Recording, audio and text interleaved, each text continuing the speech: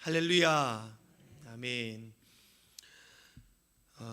김태곤 목사의 부르심이라고 하는 책에 보면 윌리엄 윌버포드라는 사람의 사연이 소개되고 있습니다. 윌리엄 윌버포드라는 사람이 어떤 사람이냐 하면 그는 25세의 젊은 나이에 영국 하원 의원이 됩니다. 정치가입니다. 25살 때에 하원 의원이 될 만큼 매우 유능하고 뛰어난 사람이었고 영국의 정치에 있어서도 큰 역할을 했던 사람입니다. 그는 50평생을 정치에 몸담으며 영국의 정치를 위하여 큰 힘을 썼던 사람입니다. 그가 영국 하원 의원이 된 지 2년쯤 지난 시간에 그는 그의 인생에 있어서 자기에게 한 가지 질문을 합니다. 내가 이렇게 계속 정치를 하며 살아야 할까? 아니면 하나님의 영광을 위하여 뭔가 의미 있는 일을 해야 할까? 그렇게 고민을 합니다.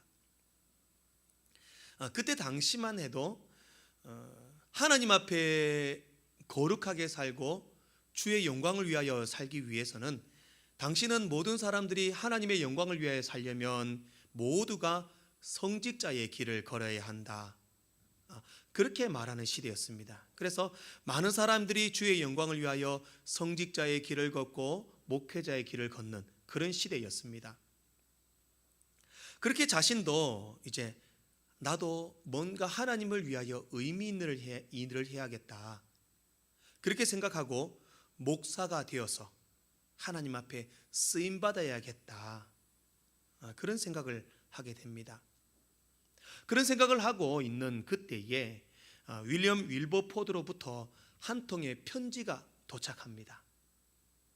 누가 보낸 편지냐면 그 편지가 바로 나 같은 죄인 살리신 그 찬송을 지은 존 뉴턴 목사님이었습니다. 존 뉴턴 목사님이 윌리엄 윌버포드에게 편지를 썼는데 그 편지의 내용이 어떤 내용이냐면 당신의 소명은 정치인입니다. 당신은 정치가가 될 사람이고 하나님은 당신을 정치가로 부르셨습니다. 그러니 그 일에 일생을 헌신하십시오. 그런 내용의 편지였습니다. 윌버포드가 은혜를 받고 하나님 앞에 뭔가 의미 있는 일을 하기 위해 목회자가 되어야겠다. 그렇게 생각하고 있을 그때에 존 뉴턴 목사님을 통해서 당신은 정치가입니다. 하나님의 영광을 위하여 열심히 정치를 하십시오. 그 편지를 받았던 겁니다. 편지를 받고 윌버포드는 자신의 소명을 깨닫습니다. 그래서 일평생을 정치를 합니다. 그가 정치 생활 가운데 가장 큰 업적이 뭐였느냐?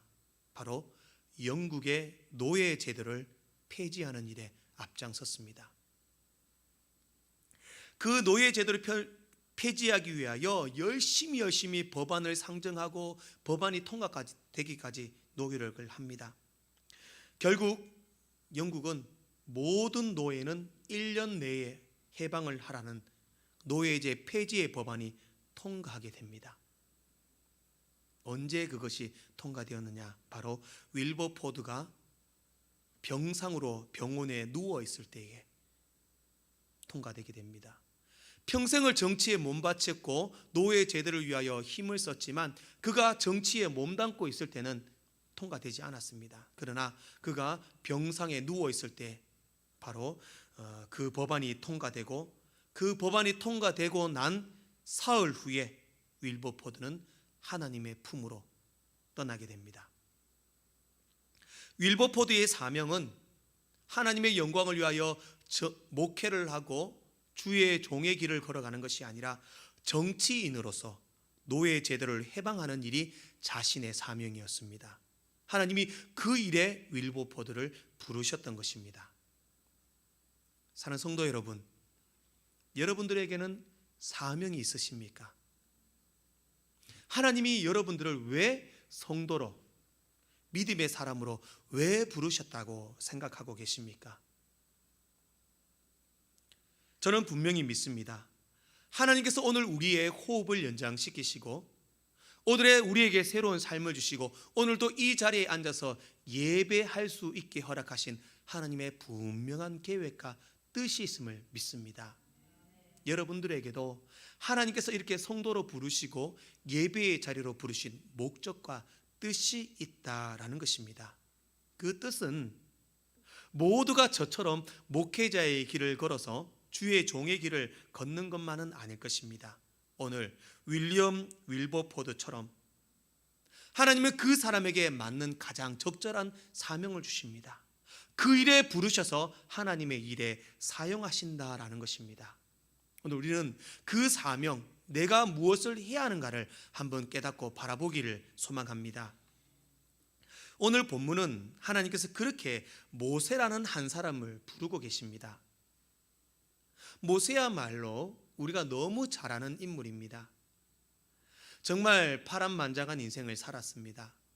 그가 태어날 때도 당시 애굽의 그런 식민지 정책 때문에 출생하는 히브리 아이는 모조리, 남자아이는 모조리 죽임을 당했습니다. 모세는 태어날 때부터 그는 죽어야 할 운명이었습니다. 그러나 하나님의 은혜로 그는 살아남게 됩니다. 그리고 40년 동안 당대 최대 강대국이었던 이집트의 왕자로 살았습니다.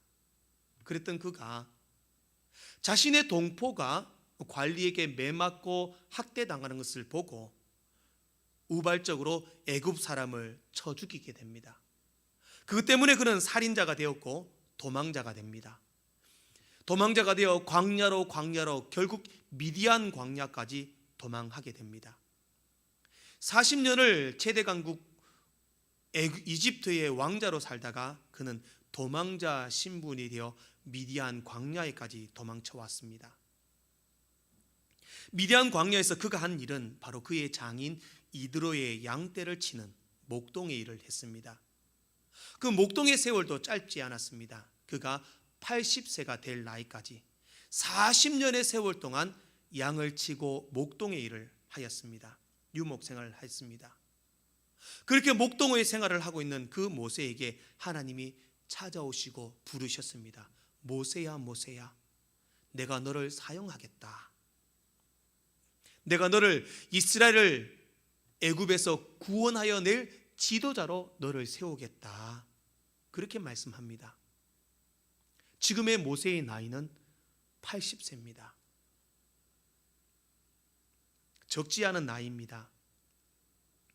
어떻게 보면 지금의 80세라고 한다면 경로당에서 여가를 보내거나 손주들의 재롱을 보고 그렇게 남은 노년을 편안하게 안식하고 쉬고 싶은 것이 그때 그 나이의 삶입니다.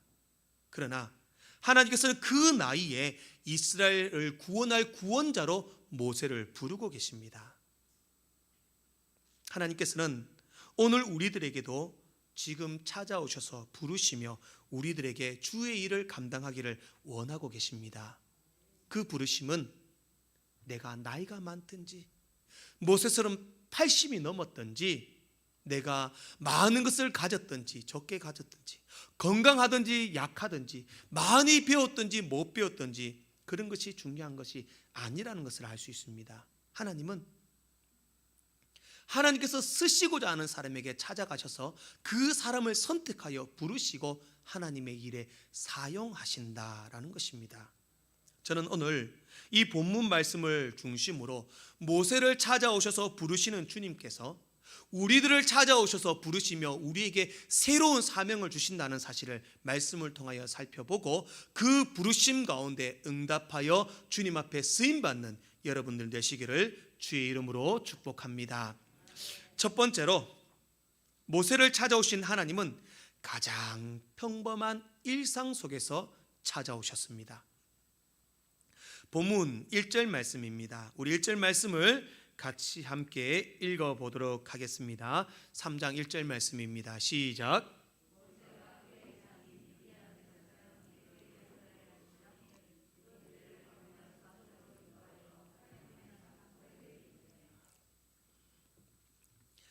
지금 모세가 있는 곳은 미디안 광야입니다.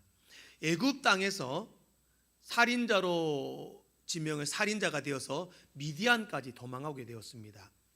미디안이라면 어디를 생각하면 되냐면 지금의 사우디아라비아 지경입니다. 애굽이 있고 여기 이스라엘이 있고 밑에 시나이 반도가 있고 그 밑 옆이 바로 미디안 광야입니다. 가까운 거리가 아닙니다. 미디안 광야에서 서쪽으로 이렇게 호렙산까지 지금의 시나이 반도까지 오기는 매우 먼 거리입니다. 미디안 광야에서 양을 치며 장인 이드로의 양을 치다가 이제 호렙산 지금 시나이 반도까지 오게 되었다라는 겁니다. 아예 막 국경을 넘었다라고 보시면 됩니다. 양을 친다라는 것이 우리가 생각할 때에 그냥 뭐 작은 울타리를 두고 거기서 양을 치다가 울타리에 들어가고 매일 그렇게 움직이는 것이 아니라 당시만 해도 양을 친다라는 것은 몇 개월씩 이동하며 양을 치는 것이 유목 생활이었습니다. 왜냐하면 광야라는 것은 풀이 넉넉하지 않습니다. 많지 않습니다. 광야에 사는 양들도 우리가 생각하는 동화 속에 나오는 양들처럼 살이 찌고 털이 희고 매우 건강하게 보이는 그런 양이 아닙니다. 광야의 양은 말랐습니다. 색깔도 하얀색이 아니라 지금 우리 앉아있는 의자 색깔 황토색에 가깝습니다. 광야에 있는 양들은 먹는 풀들도 아주 파란 녹색의 그런 풀을 먹는 것이 아니라 말라 비틀어진 마른 풀을 뜯어먹고 삽니다.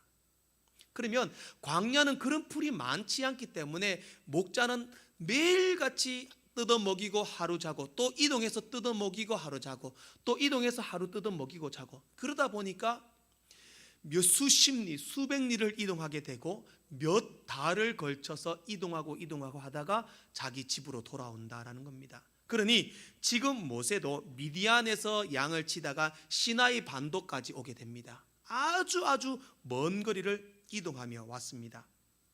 그때에 시나이 반도에 이르렀을 때에 하나님의 사자가 떨기나무 불꽃 가운데 찾아오십니다. 떨기나무라는 나무도 크고 좋은 나무가 아닙니다.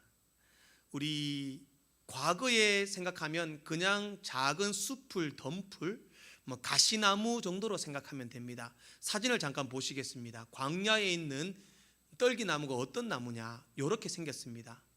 조금 기름지고 물이 많은 곳에는 풀도 이렇게 잎도 푸르고 조금 울창한 떨기나무도 있지만 광야에서 자라는 떨기나무는 저렇게 생겼습니다.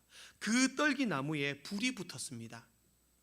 쉽게 생각하면 과거에 가시나무에 불을 한번 붙여보셨습니까? 가시나무 마른 가시에 불을 붙이면 불이 어떻게 탑니까? 확 타오릅니다. 확 타오르다가 금방 꺼져버립니다. 가시나무가 그렇습니다. 왜냐하면 오래 불이 타지 못합니다. 말랐고 가늘기 때문에 빨리 타고 빨리 사그러집니다. 그 떨기나무도 말랐고 가시나무인데 저기에 불이 붙었는데 불이 계속 타오르는 겁니다. 빨리 안 꺼지는 겁니다. 그래서 3절을 보면요, 이에 모세가 이르되 내가 돌이켜 가서 이 큰 광경을 보리라. 떨기나무가 어찌하여 타지 아니하는고 하니. 불이 붙었는데 확 타오르고 꺼져버리는 것이 아니라 계속 불이 붙어 있다라는 겁니다. 거기에 모세가 어떻게 타지 아니하는가 가까이 가서 보리라. 가까이 다가갑니다. 그때 하나님의 음성이 들립니다. 4절 말씀입니다. 함께 읽어보겠습니다. 4절 말씀입니다. 시작. 여호와께서 그가 보려고 돌이켜 오는 것을 보신지라. 하나님이 떨기나무 가운데서 그를 불러 이르시되 모세야 모세야 하시매 그가 이르되 내가 여기 있나이다. 아멘. 오늘 떨기나무 가운데서 불꽃으로 임하신 하나님께서 모세를 부릅니다. 모세야 모세야. 그렇게 오늘 모세를 찾아오신 하나님의 오늘 본문을 통하여 어떤 하나님을 찾아볼 수 있는가? 지금 모세의 어떤 형편 속에 찾아왔느냐? 바로 지극히 평범한 환경 속에 찾아왔다라는 겁니다. 늘 하던 대로 양을 먹이고 있었습니다. 먼 거리를 이동하며 광야에서 그 뜯을 풀을 찾고 양들을 먹이고 있었습니다. 흔히 광야에서 볼 수 있는 그 초라하고 낮고 볼품없는 떨기나무라 그 가시나무에 불꽃으로 임하여서 오늘 모세에게 찾아오셨다라는 사실입니다. 여러분들, 하나님이 우리를 찾아오셔서 우리를 부르실 때는 뭔가 특별하고 뭔가 범상한 방법으로 찾아오지 않습니다. 사람들은 내가 하나님을 만나야 합니다, 주님을 체험해야 합니다 라고 말하면 다 기도원 올라가고 정말 철화를 하고 성령 체험을 받아야 한다고 은혜 받아야 한다 그렇게 생각을 합니다. 그러나 하나님의 찾아오심은 지극히 평범한 일상 속에 찾아오신다라는 사실입니다. 성경에서도 수많은 하나님의 찾아오심과 부르심이 있었지만 그 찾아오심과 부르심은 일상 속에서 찾아오셨습니다. 노아도 아브라함도 자기가 특별한 일을 하고 특별하게 하나님 앞에 기도한 것이 아니었습니다. 그저 자신의 일상을 성실히 살고 있을 때에 하나님이 찾아오셔서 너는 너의 본토 친척 아비집을 떠나라, 너는 나를 위하여 방주를 만들어라. 마찬가지입니다. 엘리사도 그랬습니다. 소를 몰고 밭을 갈고 있을 때 엘리사에게 엘리야가 찾아와서 사명을 주셨습니다. 다윗도 마찬가지였습니다. 아버지의 양떼를 치고 있을 때에 사무엘이 찾아와서 기름을 부어 왕으로 삼았습니다. 예수님의 제자들도 고기를 잡고 있을 때에 세리로 그 자리에 앉아 있을 때에 자기 일을 하고 있을 때에 주님이 찾아오셔서 부르시고 사명을 주셨다라는 것입니다. 하나님께서 우리를 찾아오셔서 부르실 때에 사랑하는 아무개야, 누구야, 내가 너에게 사명을 주노라 그렇게 말씀하실 때는 뭔가 특별한 방법으로, 뭔가 특별한 방법으로 주를 부르짖고 찾아야 찾아오시는 것이 아니라는 것입니다. 일상 속에, 평범한 속에, 바꿔서 말하면 내게 주어진 일에 최선을 다하고 충성을 다할 때에 하나님이 찾아오시고 부르시고 사명을 주신다라는 사실입니다. 모세가 오늘 장인 이드로의 양을 치고 있습니다. 양치는 일이 좋아서 했을까요? 기쁘고 즐거워서 나는 양치는 일을 좋아합니다 라고 생각하고 양을 쳤을까요? 그렇지도 않습니다. 모세는 애굽에서 40년을 살았습니다. 애굽의 왕자로 40년을 살았습니다. 애굽 사람들이 가장 싫어하는 사람이 어떤 사람이냐? 바로 양치는 목자들, 목동들, 유목을 하는 사람을 가장 싫어했습니다. 예로부터 우리나라는 백정을 싫어했죠, 그죠? 천하게 여겼습니다. 애굽 사람이 가장 천하게 여기는 사람들이 바로 목축을 하는 사람들이었습니다. 그래서 창세기 46장에서 요셉이 아버지 야곱과 형들을 애굽으로 데리고 왔을 때에 애굽 사람들은 다 목축하는 사람들이어서 가증히 여겼다. 그래서 고센 땅에 히브리 사람들이 모여 살게 했던 겁니다. 그러면 모세도 그렇습니다. 40년을 애굽의 왕자로 살았기 때문에 그 양치고 목동으로 하는 그 일들이 싫었을 수도 있습니다. 그러나 자기는 그 맡은 일에 최선을 다하고 충성을 다하며 성실히 그 일을 맡아 하고 있었다는 겁니다. 그때 하나님이 찾아가셨습니다. 그때 하나님이 부르셨고 모세야 모세야 너는 그 너희 백성 이스라엘 백성들을 애굽 땅에서 인도하여 내가 약속한 가나안 땅으로 인도하여 가라 사명을 주셨던 겁니다. 여러분들, 여러분의 삶 가운데 최선을 다하여 살아가시기를 소망합니다. 아무리 힘들고 아무리 어렵더라도 아무리 하기 싫더라도 그 일에 최선을 다하며 살아갈 때 주님이 찾아오시고 불러주신다라는 겁니다. 주부들이 늘 하는 말이 있습니다. 집은 청소해도 늘 똑같다. 늘 아침, 점심, 저녁 늘 챙겨줘도 밥 때는 왜 이렇게 일찍 돌아오는지 그때마다 하기 싫고 힘들다라고 생각하면은 우리는 영원히 주님의 부르심을 맞이할 수 없습니다. 그럼에도 불구하고 최선을 다하여 내가 맡은 일에 성실히 감당할 수 있기를 소망합니다. 직장에서 아무리 똑같은 일을 반복한다 할지라도 내가 이 일에 기쁨을 얻으리라, 만족을 얻으리라, 최선을 다하여 그 일에 감당하시길 원합니다. 사업장에서 학생들은 공부하는 일에서 최선을 다하여 그 일에 충성한다면 주님이 찾아오셔서 부르실 겁니다. 너에게 사명을 주노라, 사명을 주노라. 오늘 우리의 주어진 일에 최선을 다하고 충성을 다할 때에 하나님께서 우리의 삶의 현장에 임재하셔서 찾아오셔서 사명을 주시는 주님을 만나시기를 소망합니다. 두 번째로 모세를 찾아오신 하나님은 참된 변화를 원하셨습니다. 평범한 일상 속에 찾아오신 주님은 모세를 향하여 이렇게 말씀합니다. 5절 말씀입니다. 하나님이 이르시되 이리로 가까이 오지 말라. 내가 선 곳은 거룩한 땅이니 내 발에서 신을 벗어라. 모세야, 모세야, 너 그 불꽃 가운데 임재하신 하나님께서 불꽃 가운데 가까이 오시는 모세를 보고 너 가까이 오지 마. 여기는 거룩한 곳이야. 내 신발을 벗어라. 고대 근동 지역에서 신발을 벗는다라는 것은 세 가지를 의미합니다. 첫 번째, 상을 당했을 때에, 집안에 누군가 죽었을 때는 신발을 벗었습니다. 그리고 두 번째는 장소가 너무 거룩하고 신령한 장소일 때 신발을 벗고 들어갔습니다. 그리고 마지막 세 번째는 뭐냐? 포기할 때 신발을 벗습니다. 이게 신명기 25장 말씀에 보면은 형사 취수 제도라는 제도가 나옵니다. 이게 뭐냐면 형제가 있습니다. 형이 있고 동생이 있는데 형이 결혼을 했습니다.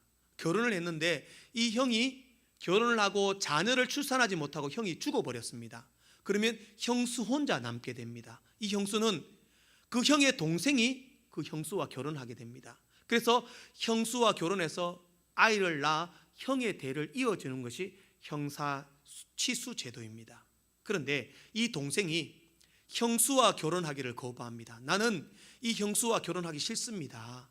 형의 대를 이어주기 싫습니다. 이렇게 말하면 이 형수가 그 이제 성읍에 있는 장로들에게 찾아가서 장로님들, 내 남편의 동생이 남편의 대를 이어주기를 싫다고 합니다. 그렇게 말을 합니다. 그러면 이 형수가 동생 앞에서 어떻게 하냐면 동생의 신발을 벗깁니다. 동생의 신발을 벗기고 동생에게 침을 뱉습니다. 그러면 이 동생은 이제 형수를 책임질 책임을 포기하겠다라는 겁니다. 그래서 그 집은 어떻게 되냐? 이 집은 신벗김 받은 집이다. 그렇게 불려집니다. 말 그대로 포기한다. 형의 대를 물려받는 것, 형수를 내 아내로 맞이하는 것을 나는 포기하겠다. 그런 의미로 신발을 벗었다라는 겁니다. 오늘 모세에게 찾아오신 하나님께서도 그거를 원하십니다. 내 신을 벗어라. 여기는 거룩한 곳이기 때문에 신을 벗어라.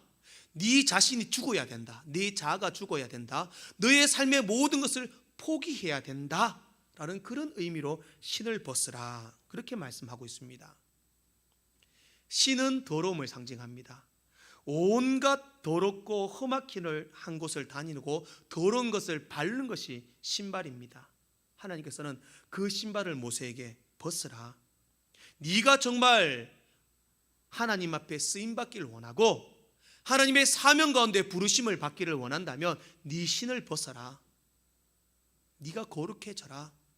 네 자아와 네 욕심과 네 생각을 포기하고 네가 죽어야 된다. 네가 변하고 네가 바뀌어야 된다. 그렇게 말씀하고 있는 것입니다.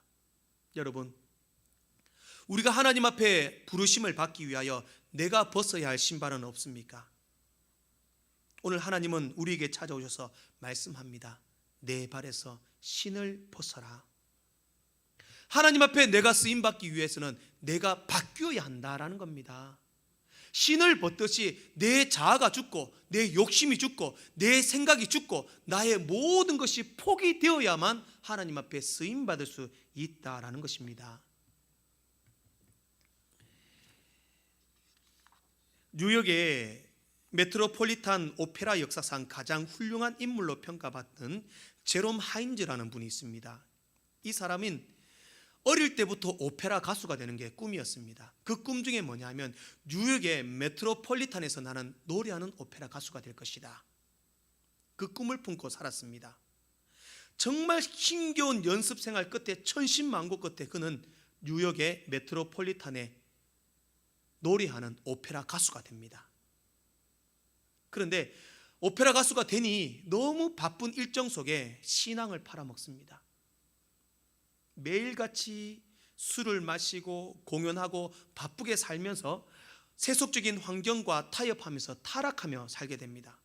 그러던 어느 날 그 제롬 하인즈가 동일하게 술에 취해 가지고 호텔 방에 왔습니다. 늘 술에 취해 있다가 호텔에서 TV를 틀었는데 TV에서 바로 빌리 그레엄 목사님의 전도 집회를 TV로 방영하고 있는 겁니다. 그런데 빌리 그레엄 목사님이 집회를 하기 전에 어떤 한 분이 나와서 노래를 하는데, 찬양을 하는데, 그 찬양이 뭐냐? 우리가 오늘 예배 시간에 불렀던 주 예수보다 더 귀한 것은 없네, 이 세상 부귀와 바꿀 수 없네, 그 찬양을 예배 집회 전에 부르는데 텔레비전을 통해서 너무 그 찬양이 은혜롭게 다가오는 겁니다. 그래서 이 제롬 하인즈가 저렇게 노래를 잘하는 분이 저기서 노래를 하다니 저분이 어떤 분인가 찾아보게 됩니다. 바로 그 사람이 누구냐 하면 조지 베버리 쉐어라는 사람인데, 이 사람이 이 빌리 그레엄 목사님의 집회 전에는 항상 이 사람이 노래를 부릅니다. 인터넷에 찾아보면 조지 베버리 쉐어라고 쳐보면은 많은 찬양과 노래가 있습니다. 이 사람은 어떤 사람이냐면 천부적인 음악적인 재능을 가졌고 음악적으로 매우 촉망받는 사람이었습니다.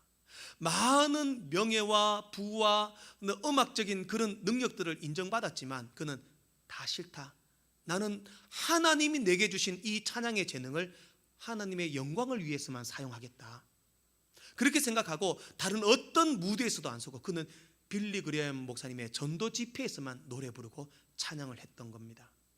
그것을 알고 오늘 제롬 하인즈는 깨닫게 됩니다. 그렇구나, 뉴욕의 메트로폴리탄 그런 큰 무대에서 노래하고 돈 많이 벌고 성공하는 것이 중요한 것이 아니라 하나님의 영광을 위하여 사는 것이 중요하구나. 그의 인생이 바뀝니다. 완벽하게 바뀝니다. 삶이 달라집니다. 수많은 오페라 출연에 그런 출연료를 받고 출연할 수도 있었지만 그는 거절합니다. 내가 하나님의 영광을 위하여 노래하겠습니다. 그리고 그 많은 계약을 해지하면서 메트로폴리탄 오페라 단원에서도 이제 해임되게 됩니다. 해임하면서 많은 이런 위약금도 지불하게 됩니다. 그러면서 그는 이렇게 고백합니다. 나는 그날 오페라 극장에서 해임되고 나와 주 예수보다 더 귀한 것은 없네 라고 찬송을 하며 집으로 돌아오던 그 저녁이 내 인생에서 가장 행복한 날이었다. 사랑하는 성도 여러분, 하나님 앞에 쓰임받기 위해서는 신을 벗어야 합니다. 내 생각을 버려야 하고 내 욕심과 내 자아를 깨뜨려야 합니다. 오늘 과연 나는 벗을 신발은 없는가? 우리가 5주 동안 이 바나바 훈련을 통해서 바나바가 되기 위해서는 어떻게 되어야 한다는 것을 많이 깨닫고 배웠습니다. 그래서 많은 변화들을 저도 보았습니다. 이제 하나님 앞에 쓰임받기 위해서는 내가 달라져야 합니다. 내가 변화되어야 되고 내가 깨어져야 합니다. 오늘 나는 내 인생에 벗어야 할 신발은 없는가 한번 고민해보고 완벽히 벗어버리고 주님의 부르심 앞에 순종하여 쓰임받는 여러분들 되시기를 소망합니다. 마지막으로 모세를 찾아오신 하나님은 새로운 사명을 주십니다. 신을 벗으라고 말씀하신 이후에 하나님께서는 내가 모세를 찾아오신 이유를 말씀합니다. 7절 말씀입니다. 우리 같이 한번 읽어보겠습니다. 7절입니다. 시작.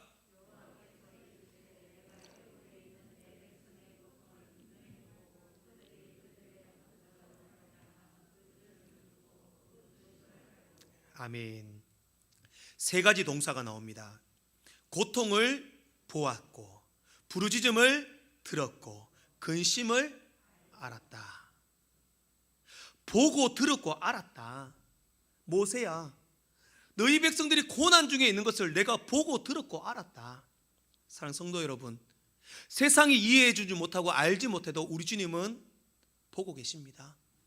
여러분의 부르짖음을 듣고 계십니다. 여러분의 근심을 알고 계십니다. 그 보고 듣고 아시는 주님께서 모세에게 이렇게 말씀합니다. 모세야, 내가 너를 바로에게 보낼 것이고 너는 이스라엘 자손을 애굽에서 인도하여 내라. 그러자 모세는 하나님, 제가 무엇이간데 그런 일을 합니까? 그때 12절 말씀에 하나님은 이렇게 말씀하십니다. 우리 12절 상반부를 한번 중요하니까 한번 같이 읽어보겠습니다. 함께 읽겠습니다. 12절 상반부입니다. 시작. 하나님이 이르시되 내가 반드시 너와 함께 있으리라. 아멘. 내가 너와 반드시 함께 있으리라, 이 말의 원문의 뜻은 내가 너와 함께 있는 한에는, 조건부의 말입니다. 조건부. 함께 있으리라 라는 말, 이 원문의 뜻은 함께 있는 한, 하나님이 함께하는 한 모든 것을 할 수 있음을 믿습니다. 모세야, 걱정하지 말아라. 내가 너와 함께하는 한 너는 할 수 있을 거야. 한번 따라하겠습니다. 하나님이 구병모와 함께하는 한 나는 할 수 있습니다. 할렐루야. 하나님이 주신 사명이 어떤 것인지는 알 수는 없습니다. 그러나 오늘 모세를 찾아오셔서 부르시고 그의 모든 인생을 버리고 포기하고 신발을 벗게 하신 이후에 하나님, 내가 함께하는 한 할 수 있단다. 내가 함께하는 한 할 수 있단다. 오늘 그 하나님의 부르심이 여러분을 향한 부르심이 되기를 축복합니다. 1940년 미국 미네소타에서 태어난 브루스 올슨이라는 사람이 있습니다. 이 사람은 16살 때에 한 선교사님의 설교를 듣고 나의 인생도 주의 복음을 위하여 살아야 되겠다, 예수의 복음을 증거해야 되겠다, 그런 사명을 가지게 됩니다. 그렇게 사명을 가지고 그는 19세의 나이에 선교사로 떠나게 됩니다. 아무런 후원자도 없고 오직 하나님의 손길만을 의지하여 베네수엘라, 남아프리카로 떠났습니다. 그때 베네수엘라에 있던 모틸던족이라는 그런 원시 부족에게 들어가 주의 복음을 전합니다. 이 모틸던족이 어떤 족이냐면 매우 이기적이고 잔인하기로 소문난 부족이었습니다. 자기 부족에 접근하는 사람은 모조리 죽이는 부족이었습니다. 부모가 돌아가시고 애가 고아가 되면 그 애는 앞으로 살 수 없으니까 표범에게 던져주고, 부모들이 나이가 많아 늙으면은 앞으로 전쟁을 하거나 사냥을 할 수 없으니까 그 부모를 산에 가다 버려버리는 그런 잔인한 부족이었습니다. 그 모틸던 족에게 이 올슨이 들어가게 됩니다. 갔는데 가는 그날에 바로 화살에 맞아 잡혔습니다. 죽음의 위기에 놓였습니다. 정말 천신만고 끝에 죽을 고비를 넘기고 간신히 탈출하여 도망쳐 나옵니다. 그리고 치료를 받습니다. 다시 들어갑니까? 안 갑니까? 아무도 두려워서 들어갈 수 없습니다. 그러나 또다시 그는 치료를 받고 몸이 회복되어서 모틸던족에게 또 복음을 전하러 들어갑니다. 또 잡힙니다. 창에 맞습니다. 찔립니다. 죽을 위기에 놓입니다. 그럼에도 그는 또 감옥에 갇히면서도 사람들에게 복음을 전하고 사람들에게 예수를 증거했습니다. 그랬더니 이 모틸던 존이 이상합니다. 한번 그렇게 죽을 고비를 넘기고 도망가는 사람은 다시 찾아오지 않는데 또 찾아와서 전도하고 또 찾아와서 말씀 전하고, 이 사람 도대체 뭔가 관심을 갖기 시작합니다. 한두 사람씩 그 올슨의 이야기를 듣고 예수를 영접합니다. 모틸던족에게 400년 만에, 최초로 400년 만에 외부인이 들어와서 죽지 않고 살아남은 사람이 바로 올슨이 처음이었습니다. 결국 그 모틸던 부족에게 선교센터가 세워지고 학교가 세워지고 40년간 그 미개 부족을 위하여 복음을 전하는 사람이 되었습니다. 이제 기자가 찾아와서 이 올슨에게 묻습니다. 선교사님, 이제 나이도 많은데 은퇴할 나이가 안 되었습니까? 물었습니다. 그때 올순이 이렇게 대답합니다. 은퇴라니요, 나는 아직 젊습니다. 저를 이곳으로 데려오신 분은 하나님이십니다. 저 혼자서는 절대 할 수 없었습니다. 강력한 하나님의 부르심과 임재하심이 함께하기에 잔인한 부족을 변화시키고 복음의 타운으로 만드는 역사가 일어났습니다. 하나님이 함께 하셨기에 저는 할 수 있었다. 사랑하는 성도 여러분, 오늘도 우리 하나님은 여러분들을 사명자로 부르십니다. 그 사명자는 큰 목회자가 되거나 주의 복음을 전가하는 일이 아닐지라도 오늘 여러분들의 주어진 모든 일에 주님은 사명자로 부르셨습니다. 찾아오셨습니다. 그리고 말씀합니다. 신을 벗어라. 바뀌어야 된다. 변화되어야 된다. 새롭게 너의 삶을 바꿔야 된다. 하나님, 내가 할 수 있을까요? 하나님이 함께하는 한 할 수 있단다. 그렇게 말씀하시며 사명을 주시는 주의 음성을 듣고 주님 앞에 쓰임 받는 여러분들 되시기를 주의 이름으로 축복합니다.